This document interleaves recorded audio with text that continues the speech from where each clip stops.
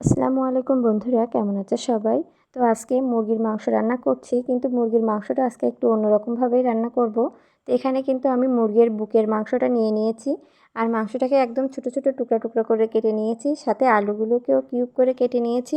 তো এখন এখানে মশলাগুলোকে কষিয়ে নিচ্ছি। মাংস রান্না করার জন্য যে ধরনের মশলাগুলো লাগে সবগুলোই নিয়েছি, এটা তো নতুন করে বলার কিছু নাই। তো এখানে এখন আলু আর মাংসটাকে দিয়ে খুব সুন্দরভাবে কষিয়ে নেব, মশলার সাথে খুব ভালোভাবে মাখিয়ে নিচ্ছি। তবে এখানে মশলার পরিমাণটা একটু কম দিলেই বেশি ভালো হয়। তো অল্প উপকরণেই কিন্তু রান্নাটা কমপ্লিট হয়ে যাবে। তো এখন এখানে আমি মাংসটাকে কষানোর জন্য একটু পানি দিয়েছি, আর এখন পানি দিয়ে ঢাকনাটা দিয়ে দিলাম।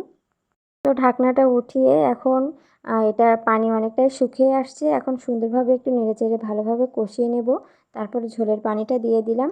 আর এই রেসিপিটা কিন্তু রুটির সাথে খাইতে খুবই বেশি ভালো লাগে। খুবই সহজ ঝটপট রেসিপি। তো সবাই ভালো থাকবেন। আল্লাহ হাফেজ সবাইকে।